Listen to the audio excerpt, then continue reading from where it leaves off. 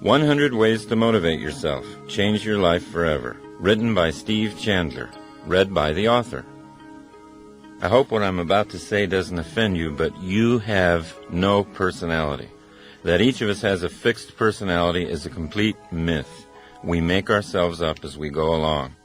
Charlie Chaplin once entered a Charlie Chaplin look-alike contest in Monte Carlo, and the judges awarded him third place. The choices we make for our thinking either motivate us or they don't. And while clear visualization of a goal is a good first step to success in life, self-motivation demands more. To truly motivate yourself in the life you want to live, action's required. As psychologist and author Dr. Nathaniel Branden has written, a goal without an action plan is a daydream.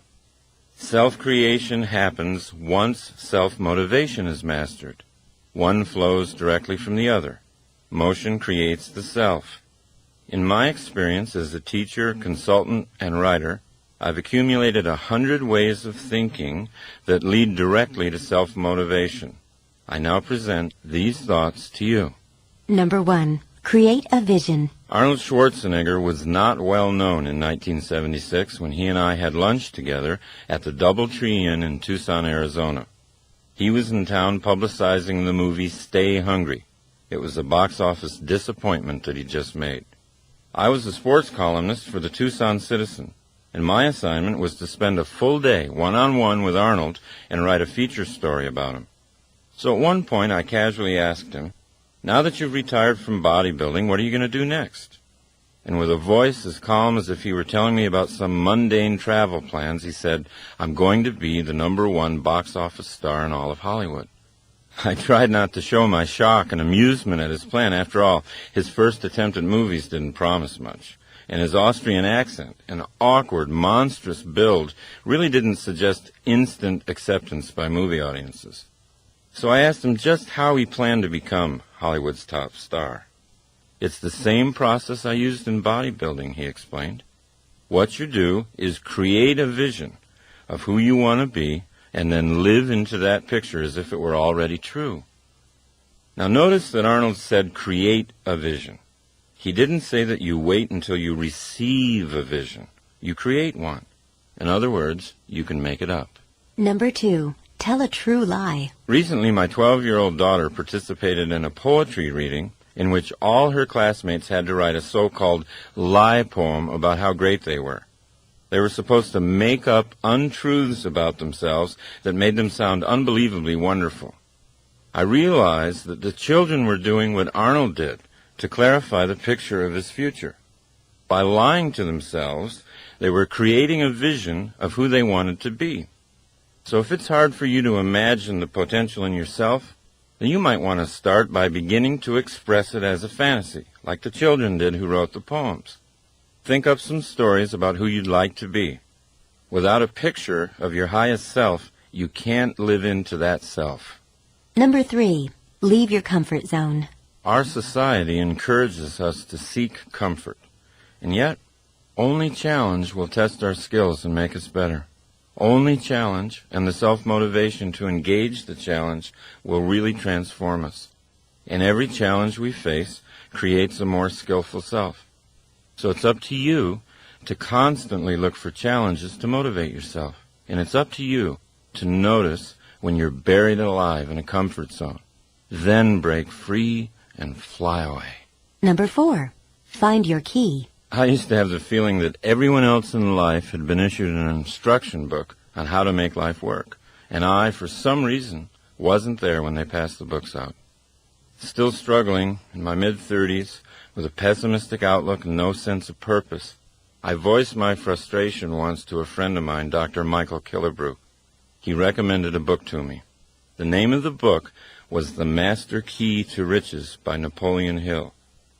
What the book actually did was a lot more than increase my earning capacity, although by practicing the principles in the book, my earnings did double in less than a year. Hill's advice ultimately sparked a fire in me that changed my entire attitude toward life. Without fully understanding it, I was engaging in the process of completely rebuilding my own thinking.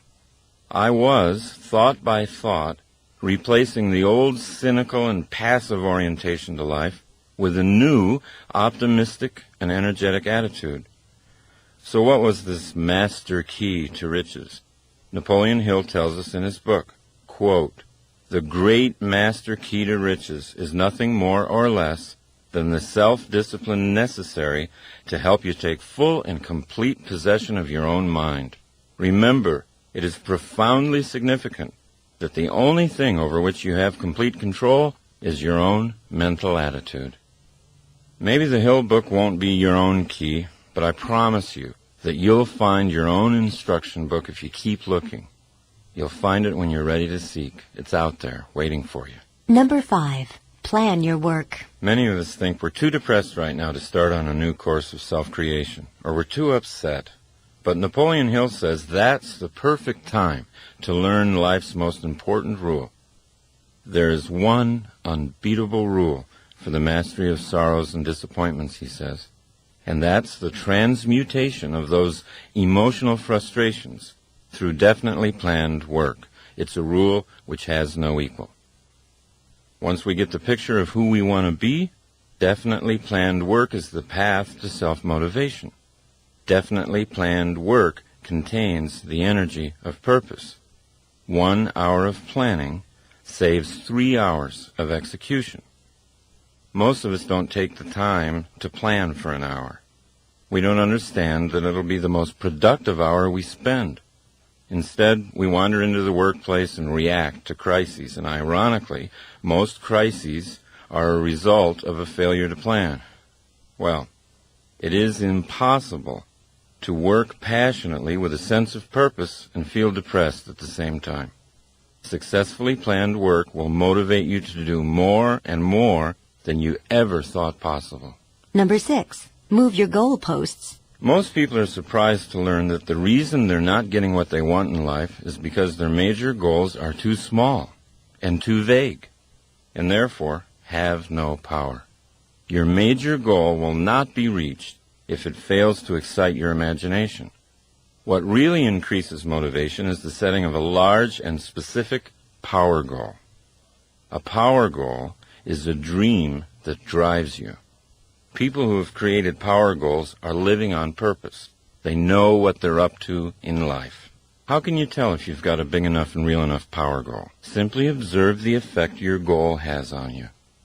It's not what a goal is that matters. It's what a goal does. Number 7. Dribble with your other hand. If you've ever coached kids who play basketball, you know that most of them have a tendency to dribble with only one hand, the one attached to their dominant arm. When you notice a child doing this, you might call him aside and say, "Hey, Billy, you're dribbling with one hand. The defender can easily defend you. Your options are cut off. You need to dribble with your other hand, so that can't happen." At which point, Billy says, "I can't."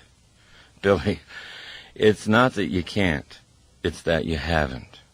Then you explain to Billy that his other hand can dribble just as well if he logs enough bounces.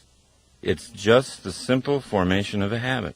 After enough practice dribbling with his other hand, Billy begins to learn you were right. And the same principle is true for reprogramming your own habits of thinking. Thinking is just like bouncing the ball. On the one hand, you can think pessimistically and build that side of you up. It's just a matter of repeating the bounces. On the other hand, you can think optimistically, one thought at a time, and build that side up. The overall pattern won't change after just a few positive bounces of the ball, but you do change, one thought at a time. Number 8. Play your character. How you act is who you become. Consider these thoughts from Star Trek's Leonard Nimoy. Quote, "Spock had a big effect on me. I'm so much more Spock-like today than when I first played the part in 1965 that you wouldn't recognize me. I'm not talking about appearance, but thought processes. Doing that character, I learned so much about rational, logical thought that it reshaped my life." Now, just like Spock, we too can gain energy and inspiration by doing the character we want to be. We can become who we act like we are. Number 9. Don't just do something. Sit there. Sit quietly, absolutely alone, for a long time, all by yourself. Completely relax. Don't allow the television or music to distract you. Be with yourself. Observe insights starting to appear. Observe your relationship with yourself starting to get better. Sitting in silence allows your true dream in life to take shape and clarity. In modern, interactive, civilized life today, you're either living your dream or someone else's. And unless you give your dream the time and space it needs to express itself, you'll spend the better part of your life living the dreams of other people. Number 10. Use the right chemicals. Not real drugs, of course. Instead, get into those energizing chemicals already in your system that get activated when you laugh, or sing, or dance, or run, or hug someone. When you're having fun, your body chemistry changes, and you get new surges of motivation and energy. Don't keep trying to go out searching for something that's fun. It's not out there anywhere. It's inside yourself. If you can't immediately see the fun in something, find a way to create it. Once you've made a job fun, you've solved the problem of self-motivation. Number 11. Leave high school. Most of us think we're stuck in high school forever. Before high school, in our earlier and more carefree childhoods, we were creative dreamers, filled with a boundless sense of energy and wonder. But in high school, something got turned around. We began fearing what others were thinking of us. All of a sudden, our mission in life became not to be embarrassed. We were afraid to look bad, and so we made it a point not to take risks. Most people end up designing their lives based on what other people might be thinking of them. But we can leave that habit behind. As Emerson asked, why should the way I feel depend on the thoughts in someone else's head? Number 12. Lose face. You can create a self that doesn't care that much what people think. You can motivate yourself by leaving the painful self-consciousness of high school behind. The actor René Auberjonois said, "Show me a guy who's afraid to look bad, and I'll show you a guy you can beat every time." Number 13. Sing without feeling. Become a performer. Act like you already feel like you want to feel. American philosopher William James put it very clearly. We do not sing because we are happy. We're happy because we sing. If you want to be happy, find the happiest song you know and sing it. It works. Number 14. Kill your television. If you're watching too much television and you know it, you might find it useful to ask this one question. Which side of the glass do I want to live on? When you're watching television, you're watching other people do what they love doing for a living. Those people are on the best side of the glass because they're having fun, and you're passively watching them have fun. They're getting money, and you're paying. Groucho Marx once said he found television very educational. Every time someone turns it on, he said, I go in the other room to read a book. Number 15. Read yourself a story. Abraham Lincoln used to drive his law partners crazy. Every morning, he'd come into the office and read the daily newspaper aloud to himself. Why did Abe do this morning reading aloud? He'd discovered that he remembered twice as much when he read aloud than when he read silently. And what he did remember, he remembered for a much longer period of time. Anytime you have an opportunity to read something that's important to you, try reading it aloud. See if you don't make twice the impression on yourself. Number 16. Get on your deathbed. Many of us, including myself, keep pretending that our game has no end. We plan to do great things someday when we feel like it. Confronting our own death doesn't have to wait until we run out of life. In fact, being able to vividly imagine our last hours on our deathbed creates a paradoxical sensation, the feeling of being born all over again. And that's the first step to self-motivation. Number 17. Be lazy to begin with. Henry Ford used to point out to his colleagues that there wasn't any job that couldn't be handled if they were willing to break it down into small pieces. And when you've broken a job down, remember to allow yourself some laziness in beginning. Because it isn't important how fast you're doing it. What's important is that you are doing it. The irony is, the slower you start something, the faster you'll be finished. When you first think about doing something hard and overwhelming, you're most aware of how you don't want to do it at all. In other words, the mental picture you have of the activity, doing it fast and furiously, is not a happy picture. So you think of ways to avoid doing the job altogether. Thinking about starting slowly is easy, and doing it slowly allows you to actually start doing it. Therefore, it gets finished. Number 18. Leave your friends. Politely walk away from so-called friends who don't support your goals. When you're in a conversation with a pessimist, possibilities seem to have a way of disappearing, and a narrow sense of cynicism settles in. President Calvin Coolidge once said, "Cynics do not create." Everyone knows that enthusiasm for life is contagious, and being in a conversation with an optimist opens us up to see more and more of life's possibilities. Number 19. Plan your game. Design your own life's game plan. Let the game respond to you rather than the other way around. Be like Bill Walsh, the former head coach of the San Francisco 49ers. Everybody thought he was a kind of eccentric because of how extensively he planned his plays in advance of each game. Most coaches would wait to see how the game unfolded, then respond with plays that seemed appropriate. Not Bill Walsh. Walsh would pace the sidelines with a big sheet of plays that his team was going to run no matter what. He wanted the game to respond to him. Walsh won a lot of Super Bowls with his so-called eccentric proactive approach. But all he did was to act on the crucial difference between creating and responding. Number 20.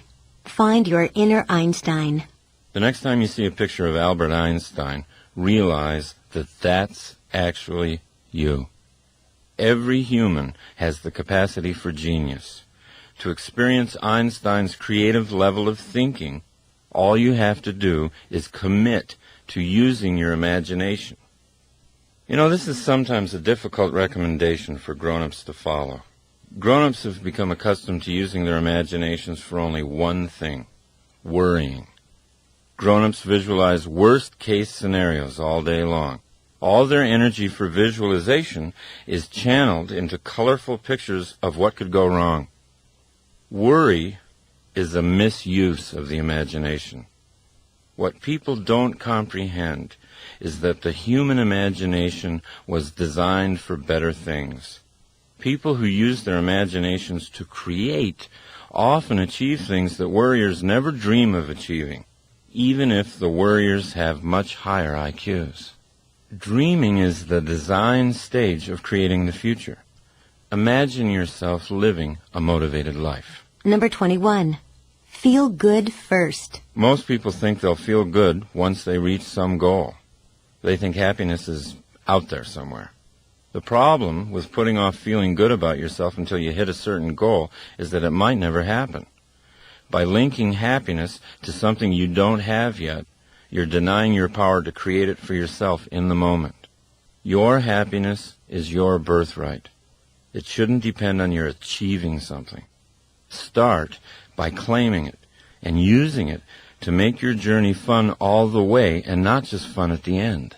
Number 22. Run toward your fear. The world's best kept secret is that on the other side of your fear, there's something safe and beneficial waiting for you. If you work through even a small fear, you'll increase the confidence you have in your ability to create your life. General George Patton said, "Fear kills more people than death. Death kills us but once, and we usually don't even know it. But fear kills us over and over again, subtly at times and brutally at other times. The rush we get after running through the waterfall of fear is the most energizing feeling in the world. If you're ever in an undermotivated mood, find something you fear and do it, and watch what happens." Number 23. Just the unexpected. Most people don't see themselves as being creative, but we all are. And one of the reasons we don't see ourselves that way is that we normally associate being creative with being original. But creativity has nothing to do with originality, and it has everything to do with simply being unexpected. So if you're willing to accept that you are creative, you can begin to cultivate that side of yourself. You can start coming up with all kinds of unexpected solutions to the challenges that life throws at you. Number 24. Create your relationships. The Italian artist Luciano de Crescenzo said, "We are each of us angels with only one wing, so we can only fly embracing each other." And we can't create our truest selves without creating relationships in the process. Relationships are everywhere. In relationships, most of us think with our emotions, not our minds. But anytime you take a relationship problem up into the mind, you have unlimited opportunities to get creative. Conversely, when you send a relationship problem down the elevator into the heart, the gut, you risk staying stuck in that problem forever. This doesn't mean that you shouldn't feel anything. Feel everything. Notice your feelings, but don't think with your feelings. When there's a relationship problem to be solved, travel up the ladder to the most creative you. You'll soon realize that you create the relationships you have in your life. They don't just happen to you. Number 25. Be where you are. Most of us don't ever focus. We constantly feel a certain amount of psychic chaos because we're always trying to think of too many things at once. Focus on what you want, and it will come into your life. Focus on being a happy and motivated person, and that's who you'll be.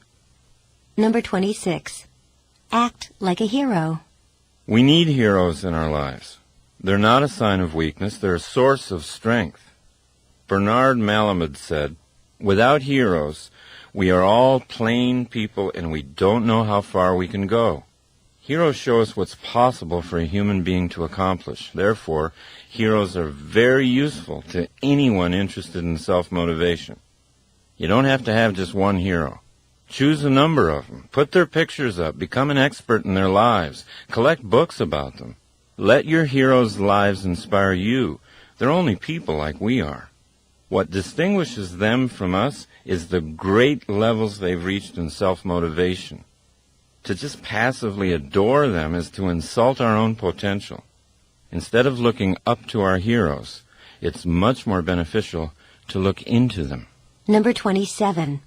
Accept your willpower. You know, a lot of people say, "I don't have any willpower." But if you think you have no willpower, you're undermining your own success. Everyone has willpower. To be listening to this program, you've got to have willpower. The first step in developing your willpower is to accept its existence. The second step is to know that your willpower, like a muscle in your arm, is yours to develop. You're in charge of making it strong or letting it become weak. Willpower is not strengthened by random external circumstances. Willpower is an inside game. Make a promise to yourself to be clear and truthful about your own willpower. It's always there. Number 28. Say no to yourself. A lot of people are afraid of the word discipline. But at the root of the word discipline is the word disciple. When you're self-disciplined, you've simply decided in matters of the will to become your own disciple. Once you make that decision, your life's adventures get more interesting. You start to see yourself as a stronger person. You gain self-respect. Psychologist Abraham Heschel said, "Self-respect is the fruit of discipline. The sense of dignity grows with the ability to say no to oneself." Emerson said that when we say no to a temptation, the power of that temptation passes into our willpower. And William James recommended that we do at least 2 things every day that we don't want to do. By doing this, we stay powerfully aware of our own willpower. Number 29. Make new word connections. If you associate the word willpower with negative things such as harsh self-denial and punishment, you'll weaken your resolve to build it. Now, to increase your resolve, it's really useful to think of new word connections. For example, to weightlifters, failure is success. Unless they lift a weight to a point of failure, their muscles aren't growing. So they've programmed themselves through repetition to use the word failure in a positive sense. Language leads to power. So be conscious of the creative potential of all the language you use, and then guide that language in the direction of more personal power. Number 30. Deprogram yourself. If you're a regular consumer of the major news programs, you belong to a very persuasive and hypnotic cult. You need to be deprogrammed. Start by altering how you listen to the media. Program out all the negative, cynical, and skeptical thoughts that you now allow to flow into your mind unchecked when you hear the news. Once you've gotten good at factoring out the negative aspects of the media today, take it a step further. Make your own news. Be your own breaking story. Don't look to the media to tell you what's happening in your life. Be what's happening. Number 31. Open the present. Practice being awake in the present moment. Make the most of your awareness of this moment. Don't live in the past unless you like guilt. Don't live in the future unless you like fear. Just stay focused on today. Watch what happens to your motivation. Number 32. Serve and grow rich. You can motivate yourself by increasing the flow of money into your life. Most people are embarrassed to even think this way. They don't want to think and grow rich because they think they'll be thought of as greedy. Or maybe they still believe in the thoroughly discredited Marxist economic superstition that to make money, you have to take it away from somebody else. Or else they don't want to come across as being obsessed with money. But you know who's really obsessed with money? People who think they don't have enough. They obsess about money all day long. It's in their family discussions. It's in their minds at night. It becomes a destructive part of their relationships during the day. George Bernard Shaw said, "Our first duty in life is not to be poor. The road to not being poor always travels through your professional relationships. The more you serve those relationships, the more productive you'll become, and the more money you'll make. Allow yourself to link financial well-being with an increased capacity for compassion for others. If I'm living in poverty, how much love and attention can I give my children or to my fellow humans? How much help can I be to others if I'm always worried about being in debt?" Number 33. Imitate Columbo. In your professional life, whatever it is, always be curious. When you meet with someone, think of yourself as a bumbling but friendly private detective like Columbo was. Ask questions. By asking questions in your relationships, you're already creating the relationship, and you're already self-motivated. You don't have to wait for the other person to make it happen. Number 34. Give away some power. Motivate yourself by giving someone else the ideas necessary for self-motivation. You can have any experience you want in life simply by giving that experience away to someone else.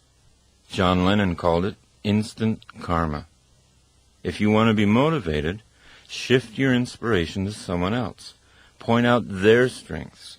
Offer encouragement and support. Watch what it does for you. Number 35.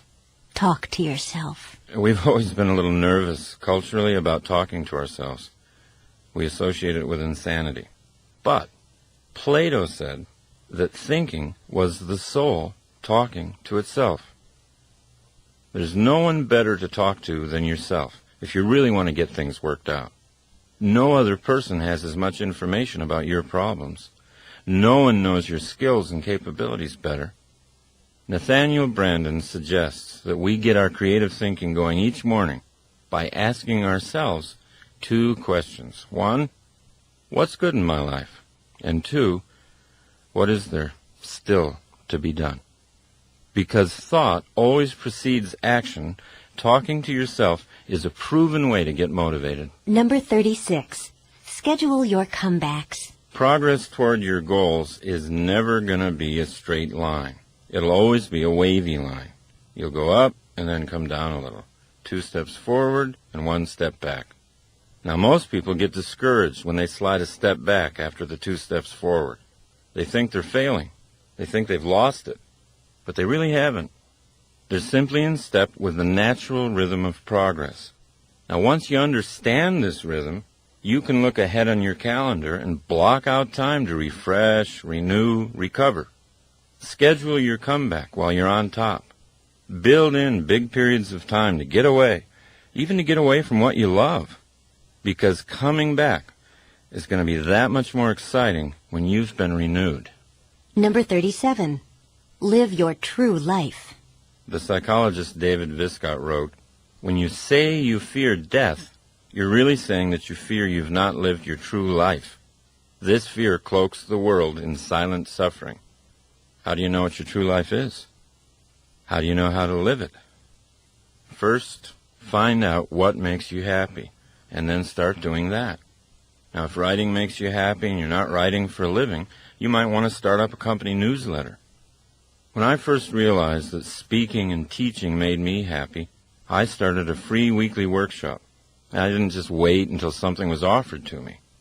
There's no goal better than this one, to know, as you lie in your deathbed, that you lived your true life. You did what it was that made you happy. Number 38. Get up on the right side of the bed. Since I was a child, I've always been intrigued with the idea that you could have a great day just by getting up on the right side of the bed. Today, my fascination is not so much with the right side of the bed as it is with the right side of the head, or, to be more precise, the right side of the brain. In the 1930s, brain surgeons discovered the different functions of the 2 halves of the brain while working on epileptics.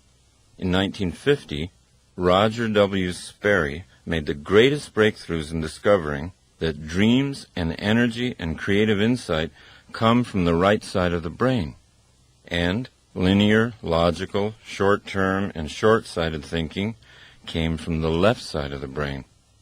The best explanation for how whole brain thinking surpasses left brain thinking or right brain thinking is in a book written by British philosopher Colin Wilson called Frankenstein's Castle. Wilson reveals that we have more control over drawing vital energy and creative ideas from the right brain than we ever realized. And what stimulates the right brain the most is a high sense of purpose. If you had to carry a heavy sack of sand across town, your left brain might get upset and tell you, well, you're doing something boring and tedious. However, let's say your child were injured. Let's say your little girl were injured badly, and she weighed the same as the huge bag of sand. You'd carry her the same distance to a hospital with a surprising surge of vital energy. That energy would be sent from the right brain.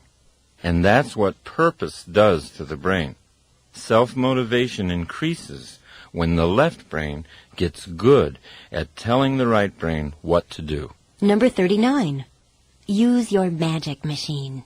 Most people wait for an external crisis. A threatened bankruptcy or an attack on the street or the burning down of their home or an unwanted divorce to finally kick in their whole brain thinking.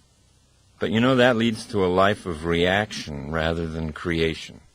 The 3 best ways to activate whole brain thinking are through goal setting, joyful work, and revitalizing play.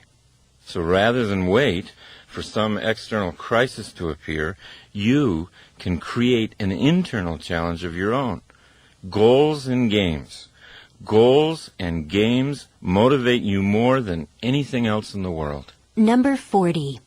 Get your stars out. Terry Hill, the New York writer, has been a friend of mine since the 6th grade, and he gives lectures and seminars on creativity. His advice to his audiences on the subject of creativity is from J.D. Salinger, and that is, make sure you get your stars out. And this is another way of saying, let the universe that is in you shine freely. Don't try too hard to force things. Just get your stars out and let them shine. Number 41. Be a finisher. Do you want to know where fatigue really comes from? It doesn't come from working too hard. All the research shows that fatigue comes from not finishing your work.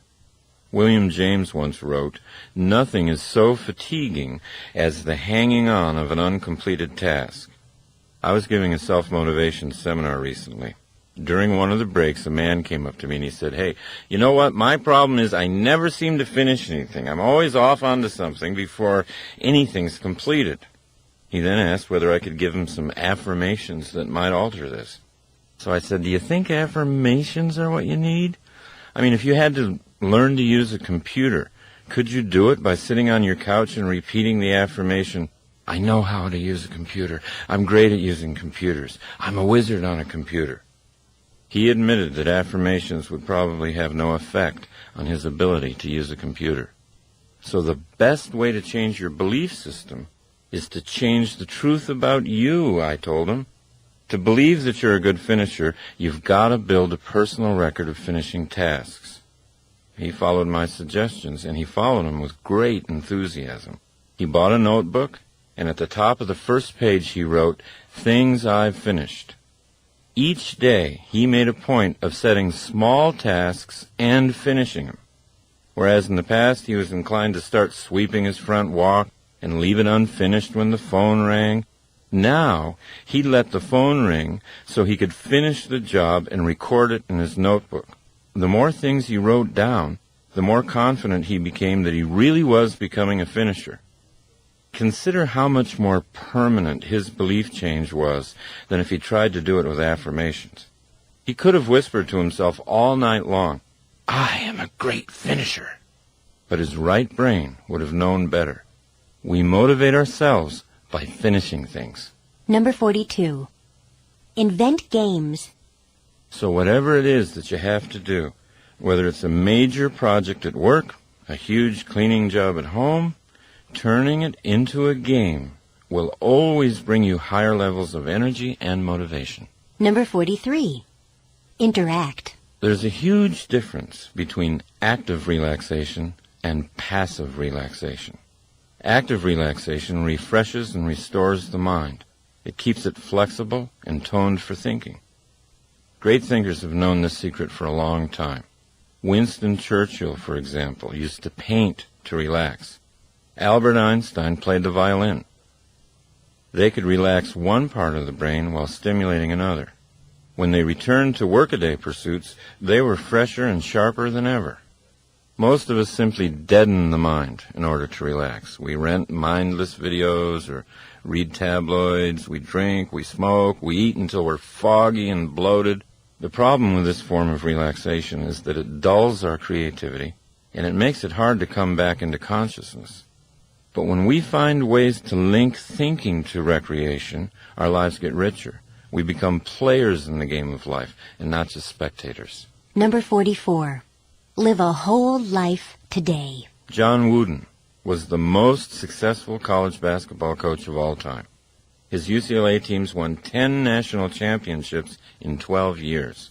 Wooden created a major portion of his coaching and living philosophy from one thought, a single sentence passed on to him by his father when Wooden was a little boy. That thought, make each day your masterpiece. While other coaches would try to gear their players to some kind of important game in the future, Wooden always focused on today. His practice sessions at UCLA were every bit as important as any championship game. In his philosophy, there was no reason not to make today the proudest day of your life. Today is a microcosm of your entire life. It's your whole life in miniature. You've got eternity in the palm of your hand. Life is now. Life is not later on. And the more we hypnotize ourselves into thinking we have all the time in the world to do what we want to do, the more we sleepwalk and the more we miss life. Number 45. Welcome your problems. Every solution has a problem. You can't have one without the other. So why do we say that we hate problems? Why do we claim to want a hassle-free existence? Deep down, where our wisdom lives, we know that problems are not to be feared. Problems are simply tough games for the athletes of the mind, And true athletes always want to get a game going. If you learn to love the opportunities your problems present, then your motivational energy will always rise. Every solution has a problem. Number 46. Drive a library. One of the greatest opportunities for motivating yourself today lies in the way you use your drive time. With a huge variety of audio tapes now available, you can use your time on the road to educate and motivate yourself at the same time. Maybe that's where you're listening to this tape right now. If we leave what we think about to chance, or to an R-rated rock disc jockey, then we lose a large measure of control over our own minds. Audio cassette learning is one of the surest ways to reprogram your subconscious mind. It's one of the best ways to design an action-oriented belief system, the kind you need to inspire ongoing self-motivation. Number 47. Rewind your thoughts. Perhaps you've noted some idea in this program or some recent book you've read that you want to hold on to. Even a single phrase, if you place it prominently in your home or in your office, can have a huge impact on your life. So write things down. Put things up. Write down what motivates you and put it up where you can see it. Number 48. Make yourself up. One of the ways to get started creating goals and action plans is just make them up like you did as a kid. Think of creating in simpler terms than that. Think of it as something that all humans do very easily. The French physician Émile Coué said, "Always think of what you have to do as easy, and it will be." Number 49. Get small. Most people participating in the free enterprise system have become thoroughly convinced of the power of setting large and specific long-range goals for themselves. Career goals, yearly goals, and monthly performance goals are always on the mind of a person with ambition. But many people overlook altogether the power of small goals. Goals set during the day that give energy to the day and a sense of achieving a lot of small wins along the way. By increasing your conscious use of small objectives, you'll see the larger objectives coming into reality much faster than you thought they would. Number 50. Get out of the box. All of us tend to look at our challenges from inside a box. We take what we've done in the past and put it in front of our eyes and then try to envision what we call the future. But you see, that restricts our future. With that kind of restricted view, the best the future could possibly be is a new and better past. Great motivational energy occurs when we get out of that box and realize that the possibilities for creative ideas are infinite. To create the best possible future for yourself, don't try to look at it through a box containing your own past. Create the future from nothing. Number 51. Advertise to yourself. Sports psychologist Rod Gilbert says, quote, "Losers visualize the penalties of failure and winners visualize the rewards of success. Without advertising our goals to ourselves, we can lose sight of them altogether." Now, I'll often start the day by drawing 4 circles on a blank piece of paper. The circles represent my day, my month, my year, and my life. Inside each circle, I write down what I want. It can be a dollar figure, it can be anything. And the goals can change from day to day. It doesn't matter. There's no way to get this process wrong. But by writing the goals down, I'm like an airline pilot looking at my map before takeoff. I'm orienting my mind to what I'm up to in life. I'm reminding myself of what I really want. Now, when you get on a plane, would you poke your head into the cabin and say to the pilot, just take me anywhere? That's how we live our lives. That's how we live our lives when we don't make a map. Number 52. Don't stop thinking. Motivation comes from thought. Everything we do begins with a thought. And when we quit thinking, we lose the motivation to act. We eventually slip into pessimism and the pessimism leads to even less thinking, and so it goes. A downward spiral of negativity and passivity, feeding on each other. Pessimists think so negatively about doing the whole thing perfectly that they end up doing nothing and becoming passive. Whereas the optimist always does a little something, always takes an action, always feels like progress is being made. Pessimists continually use their imaginations to visualize worst-case scenarios, and then concluding that those scenarios are so hopeless that there's no cause for action. Therefore, pessimism always leads to passivity. Optimists agree with Colin Wilson's point of view. He said, imagination should be used not to escape from reality, but to create it. Begin the habit in yourself of saying no to negativity. When negative thoughts start their argument in your mind, which they always do, even for optimists, don't stop thinking. Real creative thinking is going to lead to optimism, and optimism is always self-motivating. Number 53.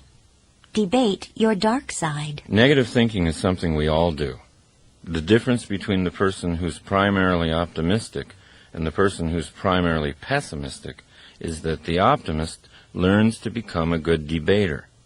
Once you become thoroughly aware of the effectiveness of optimism in your life, you can learn to debate your pessimistic thoughts. If you catch yourself brooding, worrying, thinking pessimistically about an issue, build a case for the optimistic view. Pretend you're an attorney whose job it is to prove the pessimist in you is wrong. If you really want to open up your life, go optimistic. Number 54. Make use of trouble. You know, I think all of us have heard so many stories, so many incidents where bad events, looking back, in retrospect, were strokes of great fortune.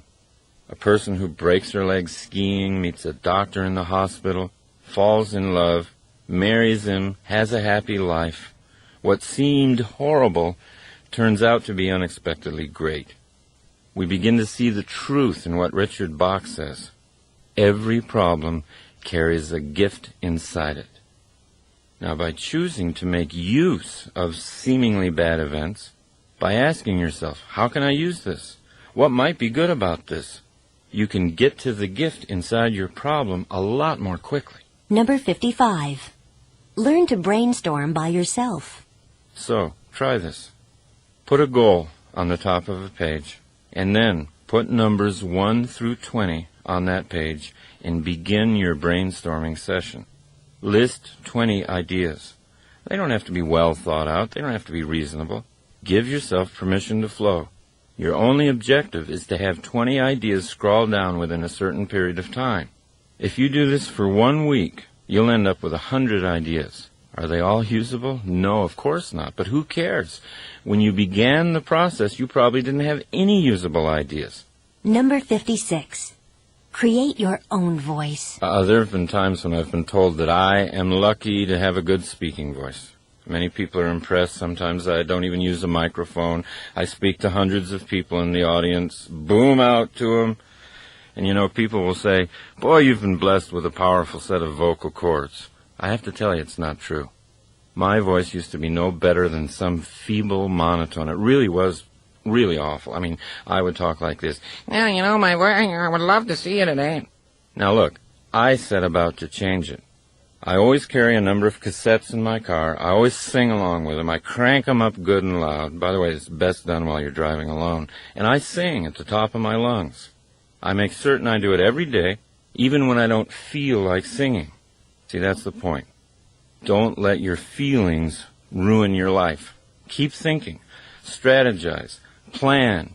You can create anything you want. You can even create your own voice. Number 57. Live on the frontier. We've always had a real fascination with America's frontier days. Shows like Little House on the Prairie, movies like Dances with Wolves. I mean, it reflects a real yearning for those adventurous times.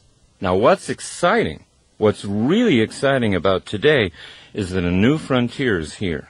The technological explosion, our entry into the information age, have created a situation in which employers are no longer interested in our job histories.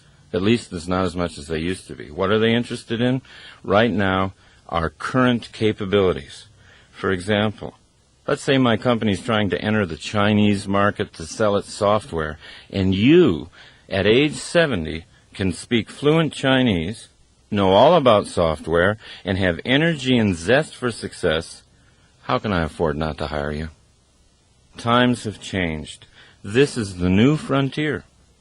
It's all about what you can do, not about what you've done. Number 58. Replace your habits. Self-motivation is much more difficult to achieve when we're held back mentally by certain bad habits. But here's the catch. Bad habits can't be gotten rid of because they exist for good reasons. They're there to do something for us, even if that something ends up being self-destructive. You see, down deep, even a bad habit is trying to make us operate better. That's why bad habits have to be transformed and built upon. They can't be killed. They can't be eliminated. We have to go to the beneficial impulse that drives the habit and then build on that to make the habit grow from something bad into something good. What we then achieve is habit replacement. Now, where bad habits are concerned, replacement is the only thing that works. I've known people who quit smoking without even intending to. Maybe they took up running, some form of aerobic exercise. And soon, the breathing and relaxation they were getting from the exercise made smoking feel so bad to their bodies they quit. They quit smoking because they'd introduced a replacement. Subconsciously, you don't even think your habit is bad because it's fulfilling a perceived need. So the way to strengthen yourself is to identify the need and build on it. Honor the need by replacing the current habit with one that's healthier and more effective for you. Number 59. Paint your day. Self-motivation is much more difficult to achieve when we're held back mentally by certain bad habits. When you wake up, try picturing your day as a blank artist's canvas. Ask yourself, who's the artist today? Me or blind circumstance? If you choose to be the artist, how do you want to paint your day? Number 60. Swim laps underwater. When Bobby Fischer prepared for his World Championship chess match with Boris Spassky, he prepared by swimming laps underwater every day. He knew that as the chess matches wore on into the late hours, the player with the most oxygen going to his brain would have the mental advantage. So he built his brain by building his lungs.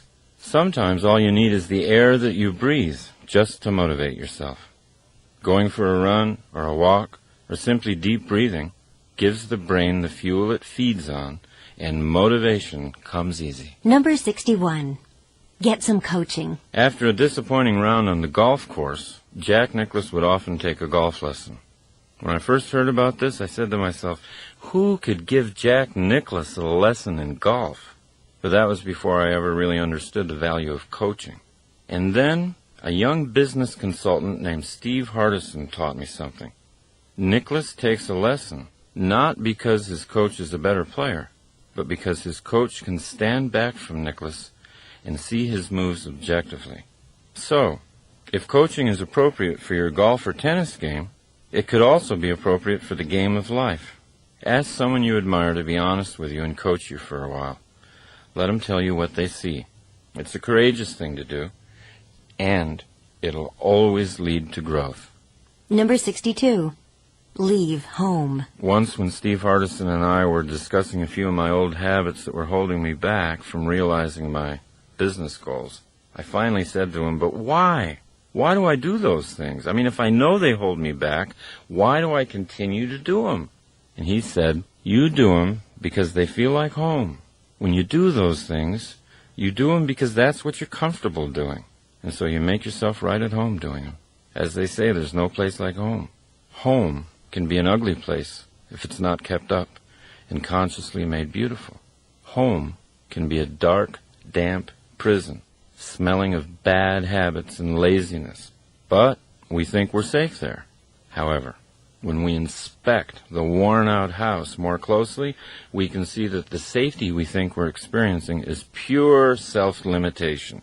Now, you might want to identify the habits that keep you trapped. Identify what you've decided is your final personality, for example.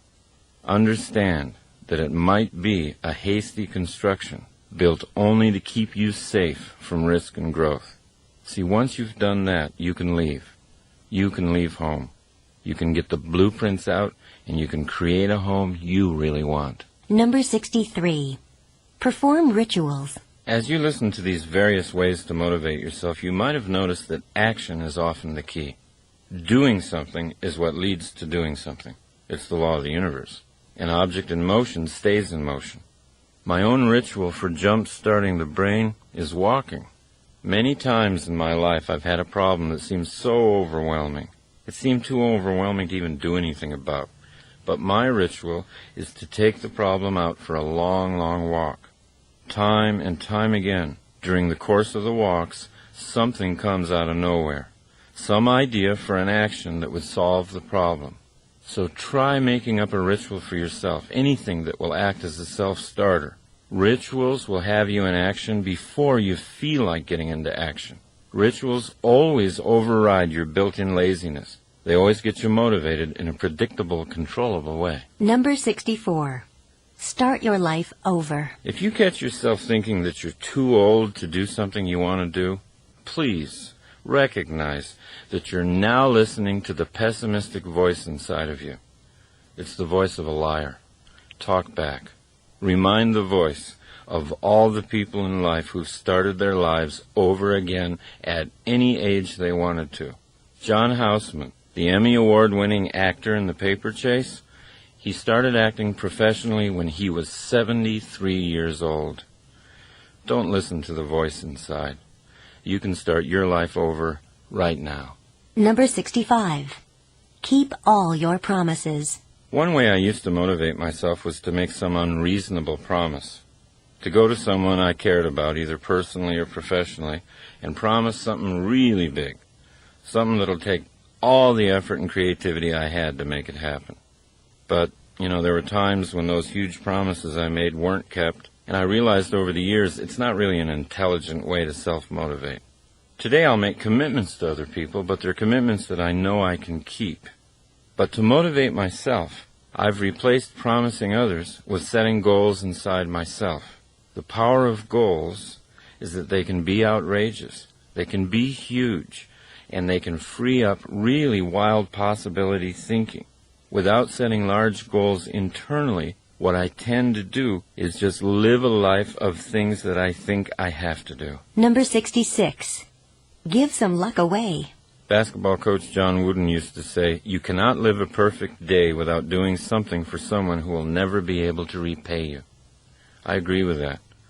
And there's a way to make sure you can't be repaid. That's doing something for someone who won't even know who did it. Now this gets into a theory I've had all my life, and that is, you can create luck. You can create luck in your life by giving it away.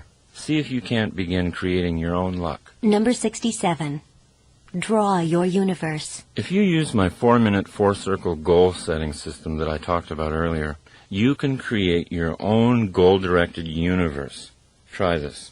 After you wake up in the morning, wipe the sleep from your eyes, sit down with a pad of paper, and draw 4 circles. Now these are your own planets. Label the first circle, lifelong dream. Your lifelong dream might be to save, $500,000 for your retirement years. So put that number in your life circle. Then look at the next planet in your solar system, circle 2. That circle you're going to label my year. What do you need to save in the next 12 months in order to be on course to hit your life savings goal? Now that you've got your first 2 circles filled with a number, move to the third circle, my month. What would you have to save each month to hit your year's goal? Then put that number down and go to the final circle, my day. What would you need to do today that if you repeated it every day would ensure a successful month? You can't help but see that each circle, if done successfully, guarantees the success of the next circle. If you hit your daily goal every day, your monthly goal is automatically hit. In fact, you don't even have to worry about it. And if your monthly goal is reached, the yearly goal has to happen. It's mathematical. And if your yearly goals are hit, the lifelong goal cannot not be reached. Then you can see, proven for you, that your life and your day are the same thing. You can create your own universe any way you like. The system itself is not the motivator. Your understanding of your responsibility to be a creative planner, that's what the motivator is. Number 68. Get up a game. If you're really interested in motivation, there's nothing more fun than competition. Competition has a bad name these days. It shouldn't. It teaches you the valuable lesson that no matter how good you are, there's always somebody better than you. That's a lesson in humility everybody needs. And it teaches you that by trying to beat somebody else, you reach for more inside of you. Trying to beat somebody else puts the game back into life. And if it's done optimistically, it gives energy to both competitors. It teaches sportsmanship. And it gives you a benchmark for measuring your own growth. So in your life, let the games begin. Have fun winning and losing. And when someone has insulted you or underrated you, don't just get even. Get better. Use your victory, not to hurt them, but to create you. Number 69. Turn your mother down. In Dr. Martin Seligman's studies of optimism and pessimism, he found out a remarkable fact. We first learn how to explain the world to ourselves from our parents, and more specifically, our mothers. I'm quoting from Dr. Seligman. Young children listen to what their primary caretaker, usually the mother, says about causes, and they tend to make this style their own. If the child has an optimistic mother, this is great. But it can be a disaster for the child if the child has a pessimistic mother. Fortunately, Seligman's studies show that the disaster only needs to be temporary, that optimism can be learned at any age. Now, it's not self-motivating to blame mom if you find yourself to be a pessimist. Blaming someone never self-motivates because it strengthens the belief that your life is being shaped by forces outside yourself. Love your mom. She learned her pessimism from her mother. But change yourself. Number 70. Face the sun. Helen Keller wrote, "When you face the sun, the shadows always fall behind you." This was Helen Keller's poetic way of recommending optimistic thinking.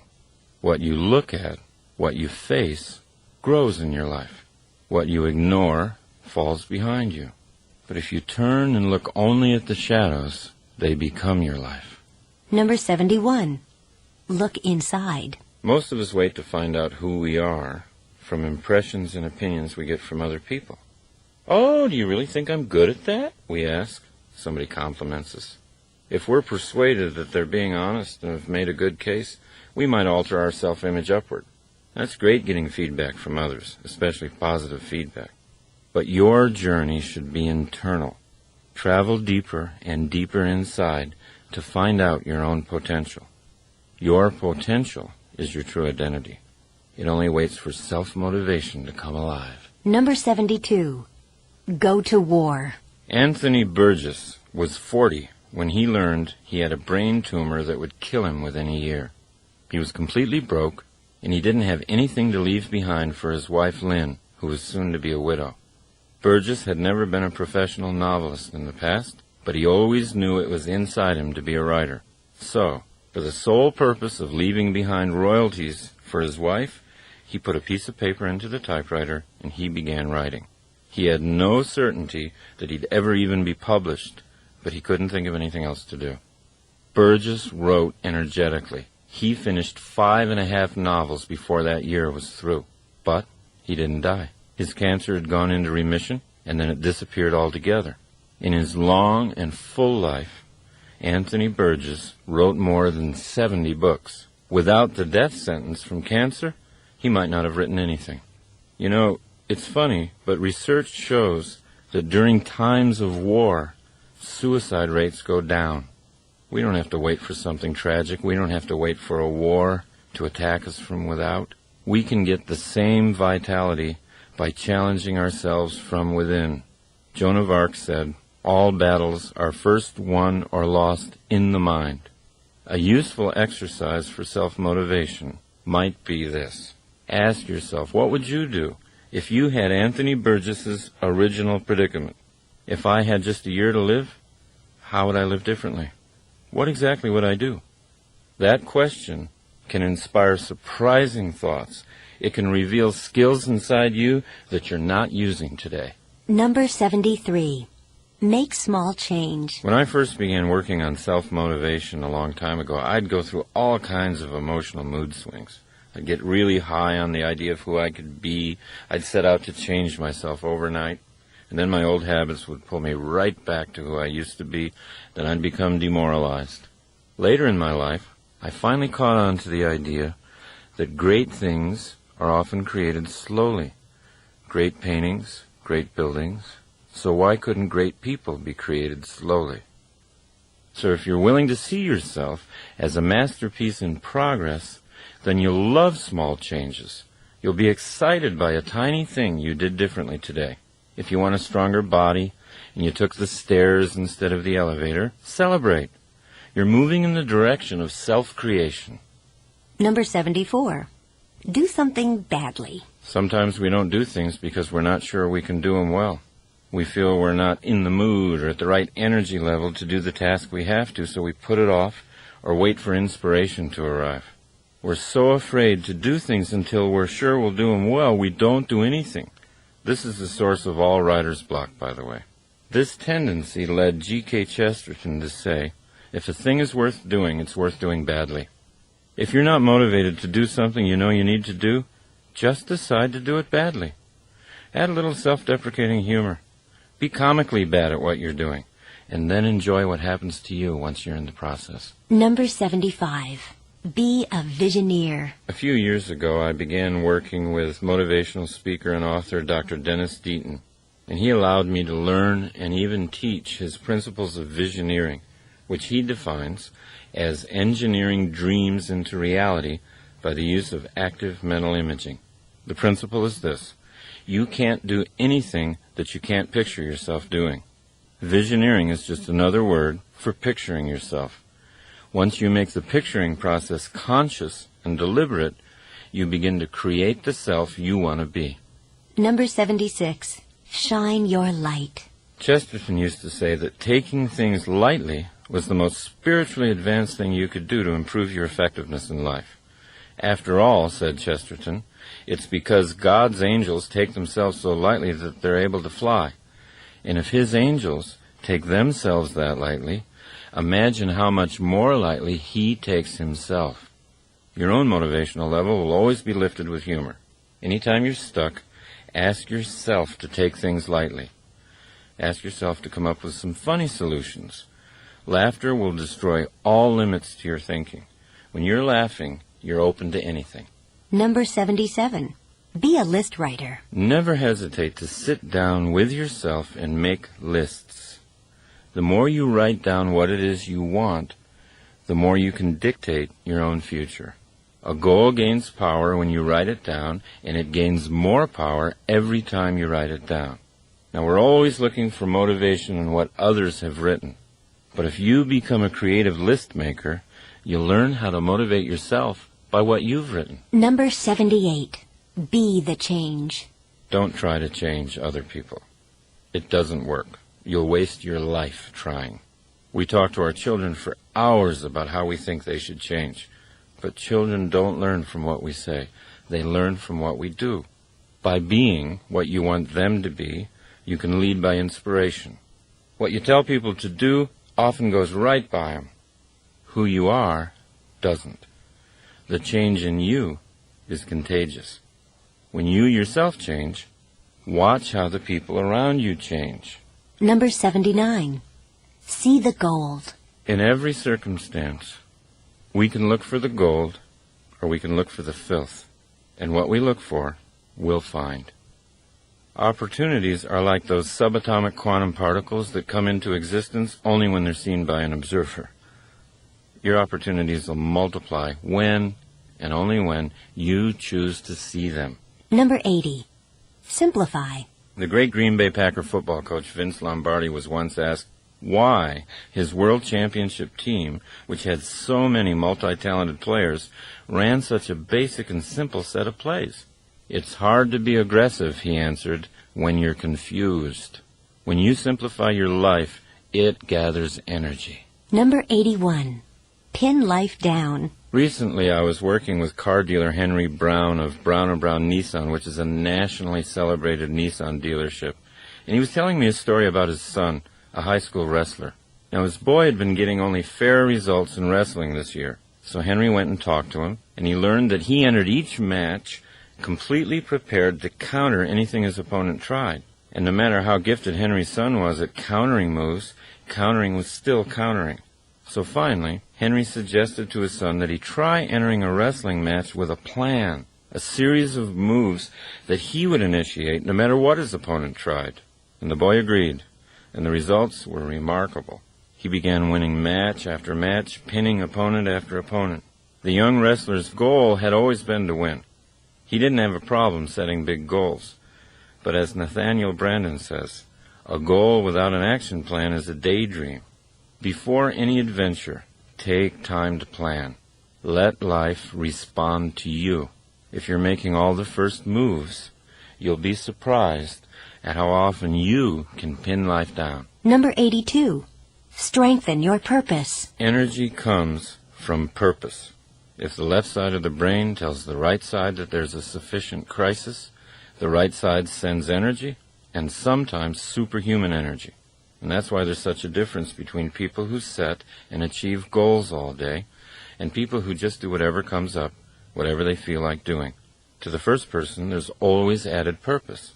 To the other, there is boredom and confusion, the two greatest robbers of energy.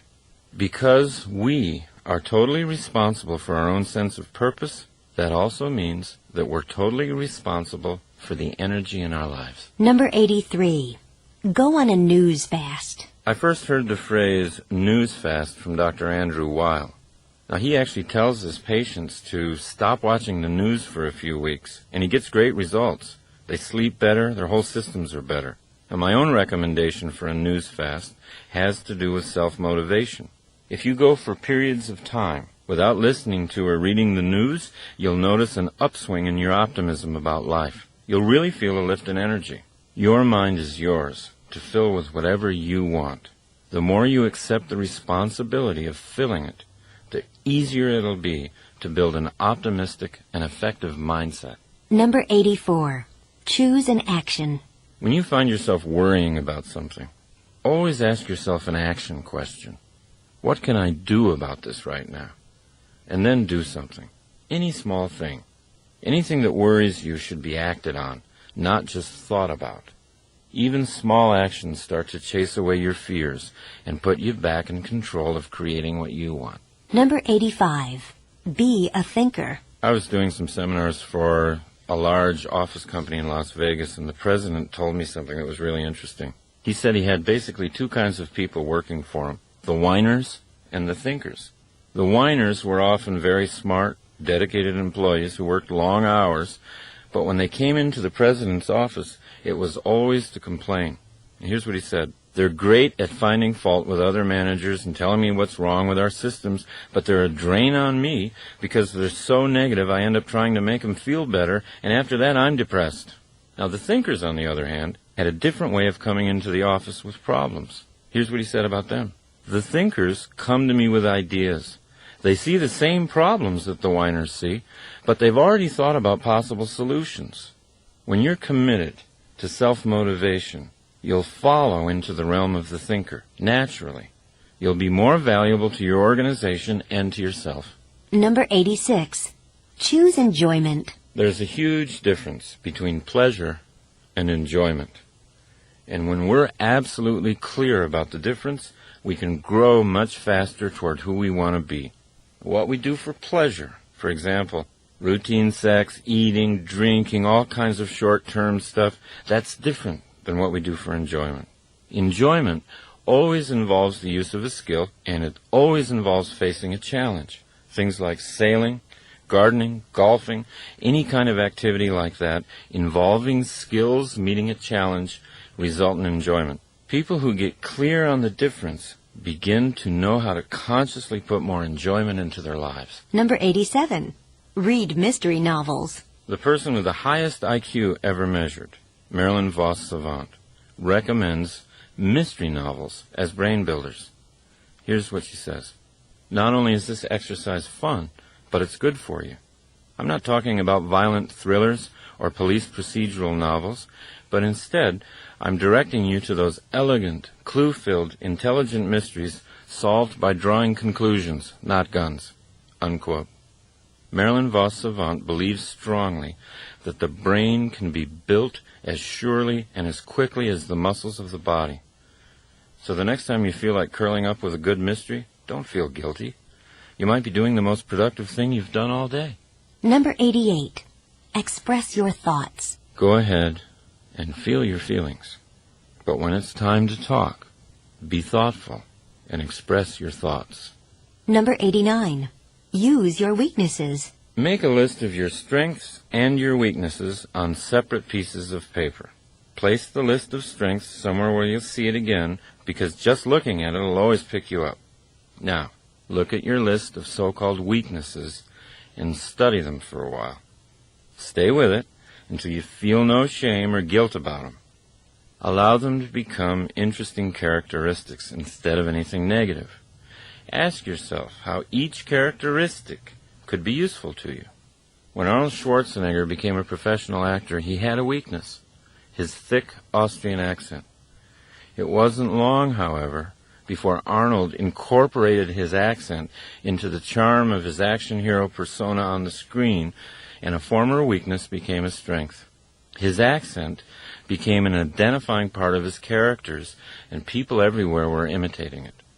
Now, there isn't anything on your weakness list that can't be a strength for you if you think about it long enough. Number 90.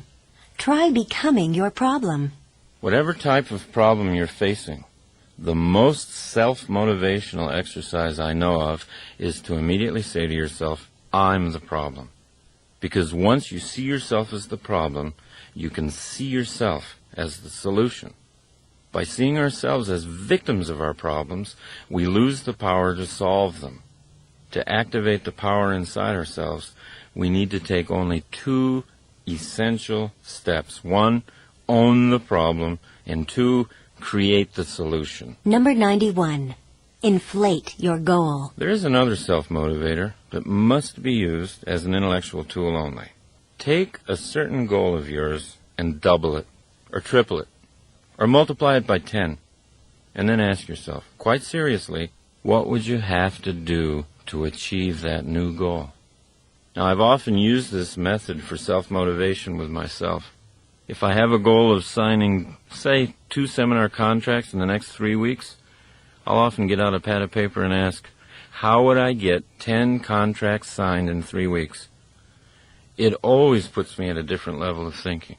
And because I'm solving the problem of 10, I always get at least 2. Remember, it's just a self-contained game, not a promise to anybody else. But it is a game that's fun to play. Why? Because it works. Number 92. Come to your own rescue. There are 2 ideas that are contained in the work of psychotherapists Nathaniel and Devers Brandon that have helped me incredibly. Here's the first one. You can't leave a place you've never been.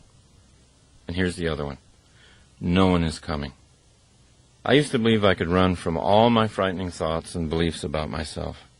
But all that ever did was create deeper internal fears and conflicts. What I really needed was to get all my fears into the sunshine and demystify them. Once I systematically began to do that, I was able to dismantle the fears like a bomb squad does to a bomb. Acceptance and full consciousness of those fears was the place I'd never been. Once I was in that place, I could leave. Now, the notion that no one's coming was more terrifying. That idea sounded too much like abandonment. Many of us, even as grown-ups, devise very elaborate and subtle variations of the theme, "I want my mommy." The Brandons showed me that I could be much happier, much more effective, if I valued independence and self-responsibility above dependency on someone else. So when you accept the idea that no one's coming, it's actually a very powerful moment, because it means that you're enough. You can handle your problems yourself. You can grow. You can get strong. You can generate your own happiness. And paradoxically, from that position of independence, truly great relationships can be built, because they're not based on dependency. They're not based on fear. They're based on mutual independence and love. See how much better you are at self-motivation once you've begun to celebrate the news that you're enough. Number 93. Push your own buttons. Motivation never has to be accidental. Any form of motivation. A lot of people like to motivate themselves musically, for example. But you don't have to wait for hours until a certain song comes on the radio that picks up your spirits. You can control what songs you hear. If there's certain songs that always lift you up, create a greatest motivational hits tape for yourself. You've got much more control over your environment than you've ever realized. Learn how to push your own buttons. Number 94. Strengthen your rehearsal. The harder you are on yourself, the easier life is on you. There isn't anything life can challenge you with that you can't challenge yourself with in advance. You can set yourself up to succeed. If you have to make a presentation in front of someone who scares you, you can always rehearse it first in front of someone who scares you more. If you've got something hard to do and you're hesitant to do it, pick out something even harder and do that first. Watch what it does to your self-motivation going into the real challenge. Number 95. Improve your vision. Robert Fritz said, "It's not what a vision is, it's what a vision does." So what does your vision do? Does it give you energy? Does it make you smile? When you're tired, does it take you that extra mile? A vision should be judged by these criteria. The criteria of power and effectiveness. In other words, what does it do? What do you want to bring into being? If your vision isn't giving you energy, then picture another one. Keep at it until you develop a vision that's so colorful and so clear it puts you in action just to think about it. Number 96. Build your power base. The more awake you are, the more conscious you are, and the more you pay attention to how your own efforts at self-motivation are succeeding, the more powerful you'll become. Your knowledge of self-motivation is power in and of itself. Respect your knowledge and build on it. Number 97. Link truth to beauty. To me, the best case for honesty is how beautiful it is, how clean and clear it makes the journey from current reality to the dream. Truth leads you to a more confident level in your relationships with others and with yourself. It diminishes fear. It increases your sense of personal mastery. Lies, half-truths, they'll always weigh you down, whereas truth will clear up your thinking and give you the energy and clarity needed for self-motivation. Number 98. Take no for a question. Ask the universe for what you want. Don't take no for an answer. Take no for a question. When you ask for something and it's denied to you, imagine that the no you heard is really the question. Can't you be more creative than that? Never accept no at face value. Let rejection motivate you to get more creative. Number 99. Walk with love and death. Whenever I need to get through something, face something, or create a courageous kind of action plan, I always take long walks. When I walk long and far enough, a solution always appears. I eventually get oriented to the most creative course of action. Andrew Weil in his book Spontaneous Healing says, when you walk, the movement of your limbs is cross-patterned. The right leg and left arm move forward at the same time, then the left leg and right arm. This type of movement generates electrical activity in the brain that has a harmonizing influence on the central nervous system. A special benefit of walking that you don't necessarily get from other kinds of exercise. I call it a walk with love because love and fear are opposites. Most people think love and hate are opposites, but they're not. The ultimate creativity occurs from a spirit of love. Love is always creative, and fear is always destructive. And I call it a walk with death because it's only the acceptance and awareness of my own death that gives my life the clarity it needs to be exciting. Take your own challenges out for a walk. Feel your self-motivation growing inside you. Feel the electricity in your brain. Feel it harmonize with your central nervous system. You'll soon know for a fact that you do have what it takes. You can walk courage into existence. Number 100. Buy yourself flowers. Buy yourself flowers, and every time you look at them, let them remind you of how colorful your future is going to be, how fresh your thoughts are, how easy it is for you to honor yourself, how much power you have to make your environment beautiful, and how sweet the smell of the universe can be.